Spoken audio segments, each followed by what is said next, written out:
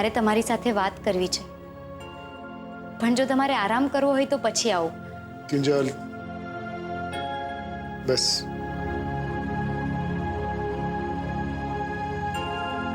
તારા કે મારા નસીબમાં આરામ ક્યાં લખાયો છે? મને એમ કે વિજયભાઈને મળીને તું સીધી તારા રૂમમાં કેમ ચાલી ગઈ? મને મળવા ન આવી? એ તો પપ્પા, એ તો હું બહુ થાકી ગઈ હતી ને એટલે. હા, ખરું. કોન્ટ્રાક્ટ કેન્સલ થાય એનું દુઃખ, એનો થાક માત્ર તને જ લાગે કેમ?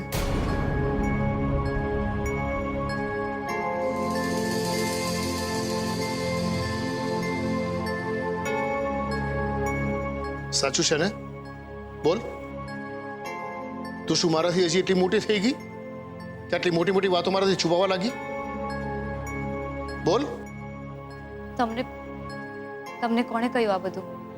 ગુલાબેને? ના, વિજયભાઈનો ફોન આવ્યો હતો સોરી કહેવા માટે કે મારાથી તમારું કામ ન થઈ શક્યું.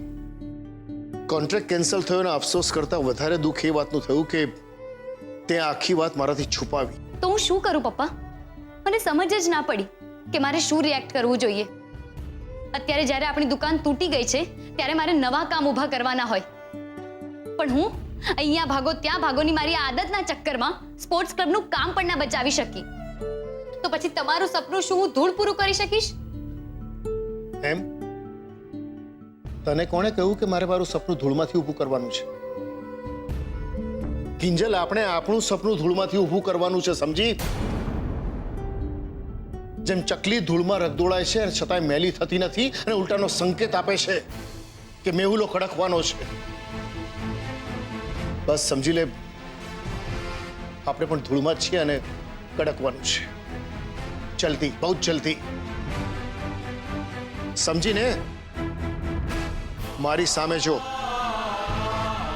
શું કહ્યું રમેશભાઈ? આ તો હવે પાક્કું ગુલાબે કહ્યું હશે, હે ને? અરે પણ કહેતો ખરી કે રમેશભાઈએ કોઈ રસ્તો બતાવ્યો કે નહીં? હા, બતાવ્યું. અને એ રસ્તાનું નામ છે આરટીઆઈ.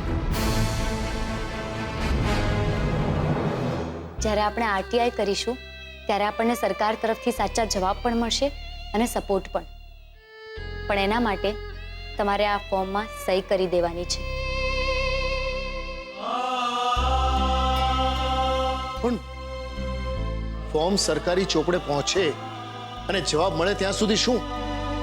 ઘર તો ચલાવવું પડશે ને? હા પપ્પા, પણ તમે એ બધી ચિંતા ના કરો. સેજલે નોકરી માટે એપ્લાય કરી દીધું છે અને મારા પણ એ જ પ્રયત્નો ચાલુ છે કે ગમે તેમ કરીને ઘરમાં બે પૈસા આવતા થાય. એટલે તમે એ ચિંતા જવા દો. પણ અત્યારે તો મારે તમને મમ્મી વિશે વાત કરવી છે. અરે પૈસા, આ રગલો ક્યાં ગયો? હજુ સુધી આવ્યો નથી. એલી સરોજ, કયા ઘોડા વેચીને ઘોરાણી છો તું? પૈસા એ બા, હું તો અહીંયા જ છું. લે તો તારું અથાણું નાખું હવે હું. એલી ક્યાં છે તારો વર? કુંભકર્ણની ઓલાદ ઘડિયાળતો જો. દીકરો તો પેલાથી જ ગાયબ હતો, હવે વરના ઠેકાણા નંબરે. તો તારા પેટનું જરાય પાણી નથી હલતું? તે રૂમમાં આરામથી નસકોરા બોલાવતી ઊંઘસ પડી? અરે કયા પાણાની બનેલી છો તું? એવું નથી બા. આ રાહુલના પપ્પા તો ઘણીવાર મોડા આવે જ છે ને, એટલે. પણ મને એ કહો, એવી તે કઈ વાત છે કે તમારું બીપી વધી ગયું? બાકી આમ તો આખા ગામનું બીપી તમે વધારો છો. મૂંગી માર પંચાયતનું પડીકું તો અડબોથમાં વળગાડીશ બે આડા હાથની. બા, અરે હો ધીમે. આ બહાર સુધી અવાજ આવે તો બાજુવાળા ભટકાકા તો બુઆ કરવા માંડ્યા. શું છે? શું થયું? અરે થવામાં શું થાય રગલા? મારા કાનુડાને હોદીને લઈ આવ મારી પાસે પૈસા. એના વગર ઘરમાં કેવું સૂનું સૂનું લાગે છે અને કેવા કેવા સપના આવે છે મને તો. પૈસા એટલે કેવા કેવા બા? સપનામાં રાહુલે નાતબારની છોકરી જોડે લગ્ન કરી લીધા? હવે મૂંગી પર ને કહું છું. અરે હારું નથી બોલી હકતી કાળી જીભડી તો ખરાબ તો ન બોલ. રગલા, તને સાચું કહી દઉં છું, મારા કાનુડાને જોયા વગર જો હું અચાનક ઉકલી ગઈ ને તો આખો ભાદરવો તું વાસ નાખ્યા કરીશ ને તો કા કા કરીને તને કનડતી રહીશ. અરે શોધી લાવ ને બાપા મારા કાનુડાને. હાથ જોડું છું તને. જોતો ખરો મારી આંખું જો.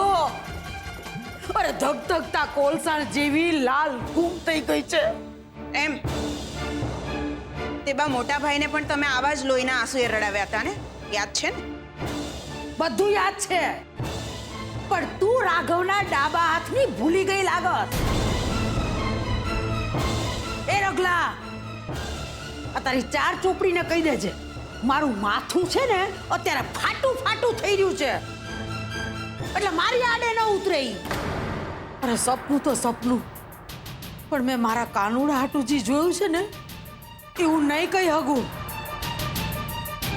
રગલા, હાલ તું મારી હારે, આપણે બે ભેગા મળીને આખું તાપીનગર ખૂંદી વળીએ. પણ મારા કાનુડાને લીધા વગર ઘરે પાછા નહીં આવીએ તે નહીં જ આવીએ, કહી દઉં છું.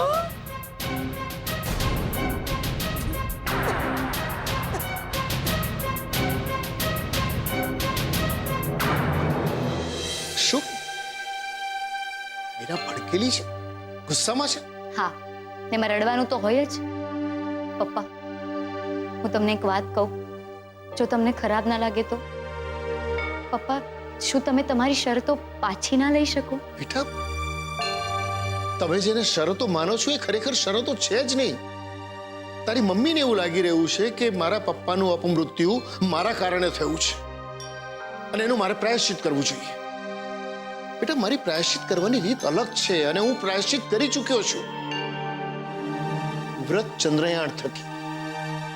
ચંદ્રયાણ એ શું છે પપ્પા?